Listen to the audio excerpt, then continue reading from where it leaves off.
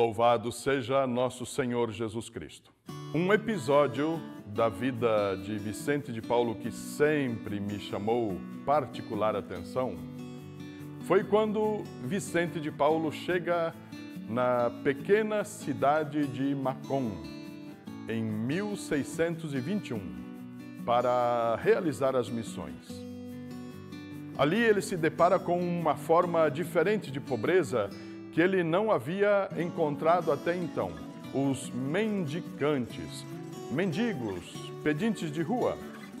Eram pessoas que não tinham aceitação pública, pois perambulavam pelas ruas, aproximando-se dos vendedores ambulantes, e num descuido deles, os mendigos acabavam furtando algo para o seu sustento e sua sobrevivência.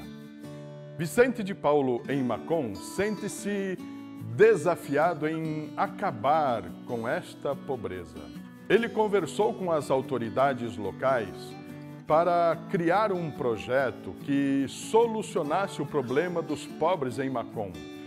E foi vítima de escárnio, como ele mesmo relatou mais tarde, numa carta dirigida a Luísa de Marillac, em 21 de julho de 1635.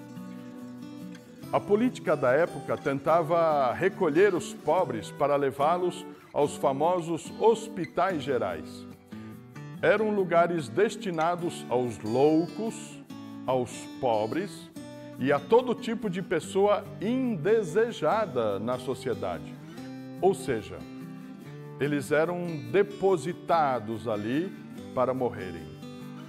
Vicente de Paulo propôs outra forma de eliminar a pobreza.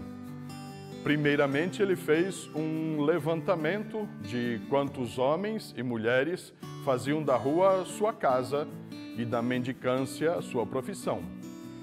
Ele encontrou aproximadamente 300 pessoas vivendo nestas condições. Depois, ele fundou em Mâcon duas confrarias, uma de homens e outra de mulheres. Os homens estavam encarregados de recolher as doações que recebiam e distribuir aos pobres. A distribuição era feita de acordo com o número de pessoas de cada família. As mulheres visitavam os doentes. Era distribuída uma quantia em dinheiro para complementar o salário que fosse insuficiente para manter a família. Para fazer uma análise da realidade, as confrarias reuniam-se semanalmente. Colocavam a lista em dia, verificando as pessoas que haviam superado a dependência e, em alguns casos, decretando sanções aos que tinham infringido o regulamento. Passados alguns meses, a mudança no local era notória. Pobres que até pouco tempo eram desonrados, agora eram considerados como pessoas de bem e honrados.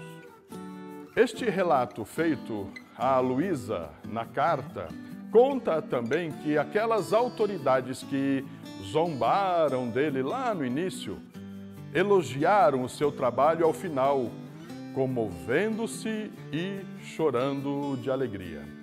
Vicente, não habituado a elogios, sai às escondidas de Mâcon para realizar outra missão.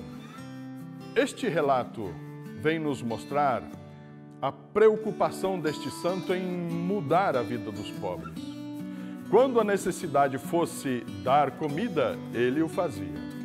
Quando a necessidade era tirar o mendigo da rua, ele o fazia. São pistas muito claras e práticas para os nossos dias. Existem pessoas que necessitam de nosso auxílio para sobreviverem, ao passo que existem pessoas que necessitam de um auxílio para serem promovidas e proverem o seu próprio sustento. Vicente empenhava-se arduamente para que as pessoas pudessem trabalhar e ganhar o pão de cada dia. Que o exemplo de Vicente de Paulo nos anime e nos inspire em nossa missão.